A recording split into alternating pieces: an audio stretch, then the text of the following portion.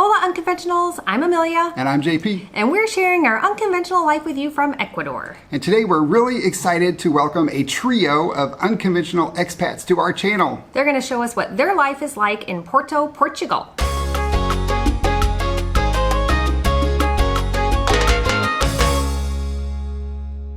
We're super excited to introduce you to Josh and Kaylee with Expats Everywhere. They answered 10 questions about their life in Portugal for us, and we will share their answers with you in just a minute. Yep, we also answered 10 questions from them about our life in Ecuador. We'll put a link to that video in the description so you can go watch it when you're done with this one, and be sure to hit the subscribe button while you're over there. Okay, JP, what is the first question? The first question is, why did you choose Portugal?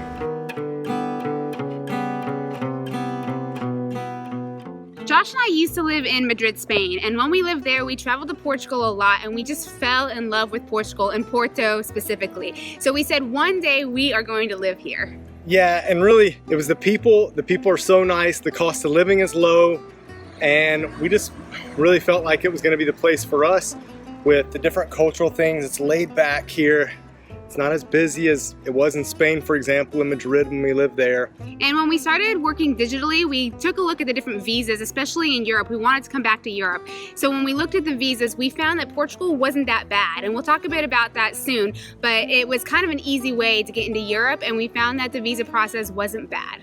Well, I didn't realize that they had lived in Madrid before they moved to Porto, and I totally understand wanting to go to a more laid-back lifestyle because JP and I chose the same thing. Yeah, we moved from Cuenca to the beach, a little Yes. small rural community on the coast of Ecuador.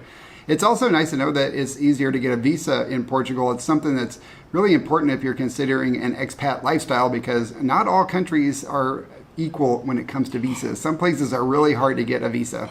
Yes, that is very true. Okay, the next question we asked is, why did you choose Porto? Josh and I chose Porto because we had visited here several times and we really love the city because it's a great mix of the river, the beach, and then city life as well.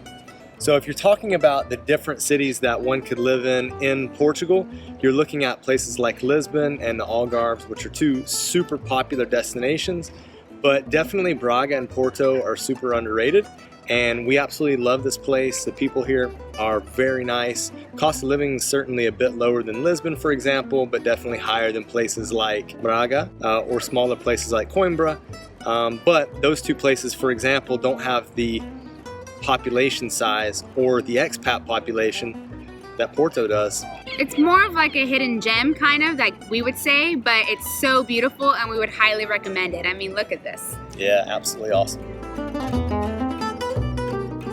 Porto looks so beautiful. JP, I totally want to go visit. Me too. I've always wanted to visit Lisbon, but now I have a new destination, especially since Kaylee said it's a hidden gem. Yeah, Amelia loves gems. All right, the next question is kind of related. We asked how much a couple of expats can expect to pay for their monthly cost of living in Porto.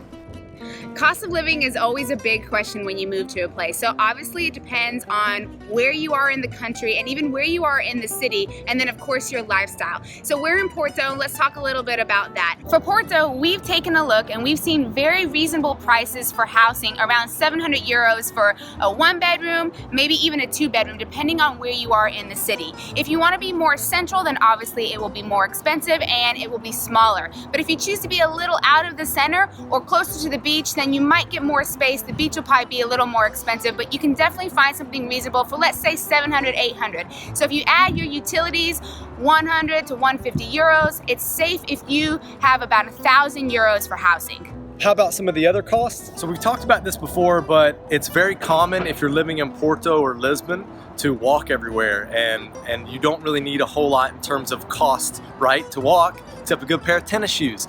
If you're looking at some of the other transportation costs, you've got to think about how much public transportation is, taxis, ride shares, things like that.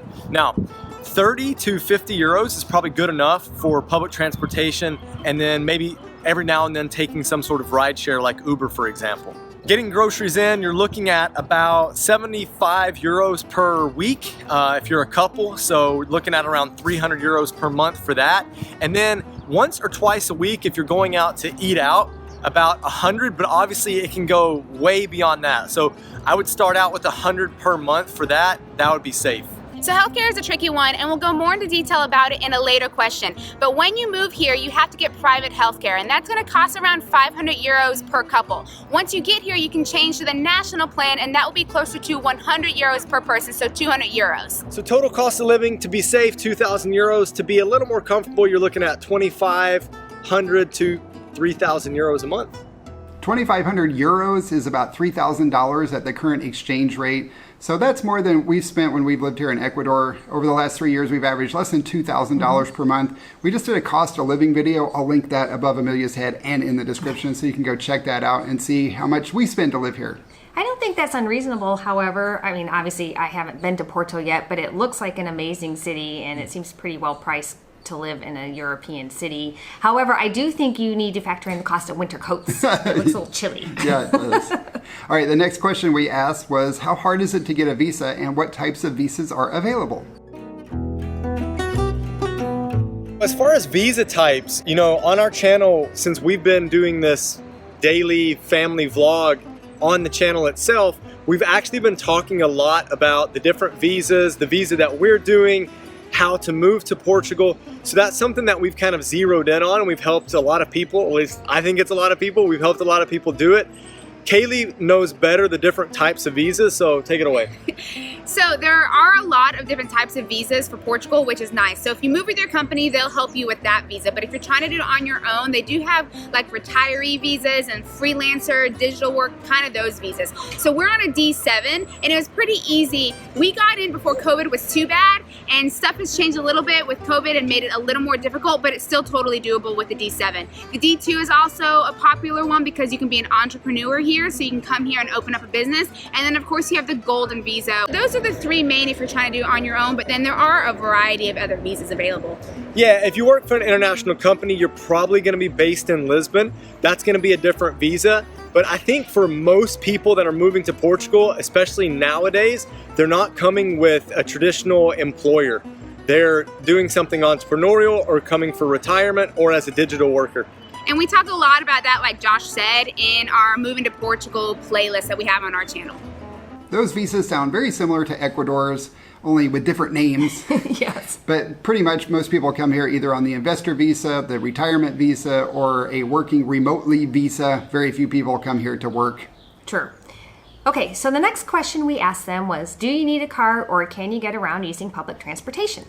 It's actually quite easy to get around Porto without a car. They have a tram, a subway, buses, and then of course you have Uber and taxis. Yeah, I personally don't want to own a car around here. I think trying to pay for the parking and whatnot is just an extra expense. When if you live downtown, it's super walkable, so that makes it really easy. And it's nice. It's nice to get out and walk and get a bit of exercise. Now you might want a car if you live outside of the city though, because it's not as well connected. It's still connected with trains, but not as well as if you're in the city. And you'll definitely be able to save on rent if you're living outside of the city. So having a car, it might kind of balance out. JP, that scenery is so beautiful. I would love to walk around Porto, and it's great to hear that it is such a walkable city and that there are good public transportation options if you don't want to have a car. Yeah, that is nice. All right, so the next question we asked was about healthcare, something that's near and dear to our hearts. And I asked what is the healthcare system like and how does health insurance work in Portugal?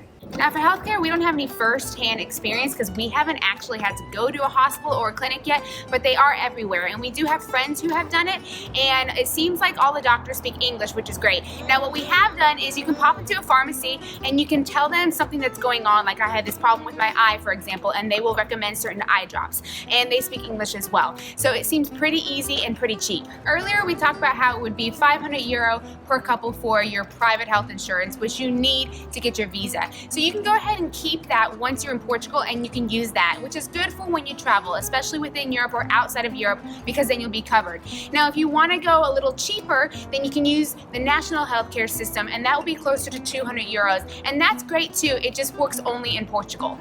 We pay $156 per month for our private insurance here in Ecuador. We've been told that the public plan is about the same cost for our age group. You can also go and deal directly with a pharmacist here in Ecuador. However, the majority of them do not speak English, so that is a plus in Portugal. Yeah, the doctors do speak English here. A lot of them do, not all of them, but the pharmacists generally do not, at least not based on our experience. All right, the next question we asked was, how hard is it to learn Portuguese?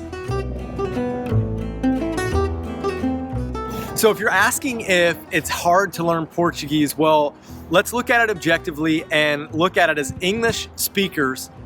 Portuguese, Spanish, French, those Romance languages are some of the easiest to learn, if not the easiest to learn. But if you're asking, is it easy to learn Portuguese while you're in Portugal, especially in Lisbon and Porto, it's a little hard because, for example, you might go into a cafe or somewhere where you're getting some service and you're wanting to practice your Portuguese. As soon as the Portuguese person picks up on the fact that you speak English or you speak another language, they're gonna try to meet you with English, which is really nice, but it makes it difficult then for you to practice your Portuguese. So that makes it hard. I think the other thing is the difference between Brazilian Portuguese and European Portuguese is also big enough to where there might be some confusion. There might be confusion with words or pronunciation. I know for me personally, I found it that way. I found it difficult kind of transitioning from my understanding of Brazilian Portuguese into Portugal Portuguese or European Portuguese, but it's a whole lot of fun to try. I totally recommend it. We're having fun learning and hopefully we'll get there soon. Oh my gosh, Josh, we can totally relate. We had the same issue when we were in Cuenca. We would want to practice our Spanish, and then everybody would want to practice their English with us. Yeah, that's one of the benefits, I guess, of speaking a bridge language as our native language, because everybody else in the world wants to practice it with us. Yes, but it definitely makes it tricky when you're trying to master your new home language. Yeah, and I also understand the different dialects. There's several different dialects in Ecuador of Spanish, and they're a lot different than the Mexico Spanish that we learned when we were kids. So it's almost like learning a whole different version of Spanish. But you're right, it is a lot of fun. Mm-hmm. It is. And the next question we asked was, are the people in Portugal welcoming of expats? Here in Porto, people are extremely friendly with foreigners, and it really depends on what city you're in Portugal, but overall the Portuguese are very nice, welcoming people. We've also met a lot of other expats who say the same thing, and naturally you kind of tend to gravitate towards other expats, especially ones that speak your language. So we have a good mix of friends that are expats, and then also some that are Portuguese. And the Brazilians are really nice as well. There's a lot of Brazilians here, obviously because of the language similarities, so they are extremely nice as well. But I would say overall in Porto, they're extremely friendly, even more so than some of the other cities.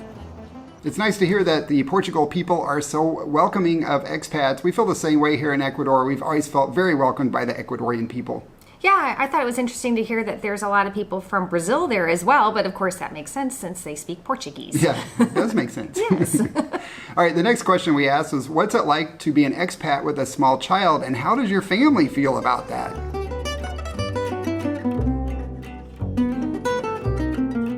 Thankfully, Porto is really kid-friendly. People just love kids. From the older people to the younger people, they love just looking at her, trying to make her smile and laugh. So that's made the transition really easy. Now, it was difficult at first because we're used to not traveling or moving with much, but when you have a kid, you tend to have a lot of stuff. Even if you try to be very minimalistic, you still just end up having a lot. So that was a big change for us with the move. We ended up taking a lot for this little girl. But now that we're here, we can find stuff here as well, and it's easy strolling around. She loves being in her stroller, just walking around the city and doing different things around the city.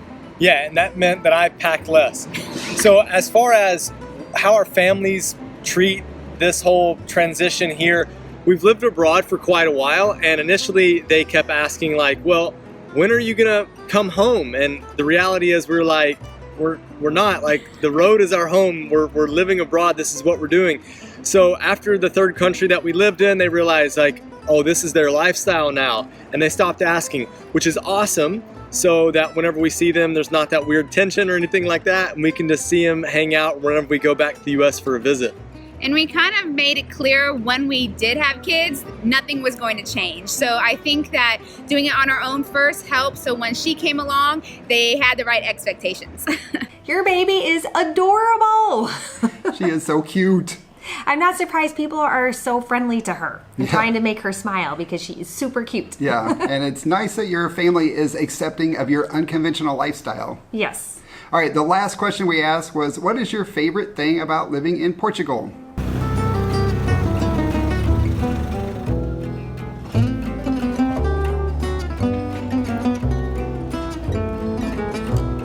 My favorite part about Portugal is the cafe culture. You can just pop into a cafe, or you can sit out on a terrace and you can have a beer, a glass of wine, or even a coffee. Yeah, it's super laid back. I love it too, but I think my favorite thing is the people. The people here are super nice. They're really, really easy to get on with. They speak English really well, so that makes it really, really easy to get into the Portuguese lifestyle. Cheers! That street side cafe looks awesome. We're excited, hopefully, to come to Portugal at some point and enjoy a cerveza with you, or whatever it's called in Portuguese. That cerveza looks very refreshing right now. I think that's all we have for this video. Remember, we recorded a video for their channel, Expats Everywhere. JP will put a link in the description below, so make sure you check that out and hit the subscribe button while you're over there. All right, guys, I hope you have an unconventional day. We'll see you all in our next video. Ciao. Ciao.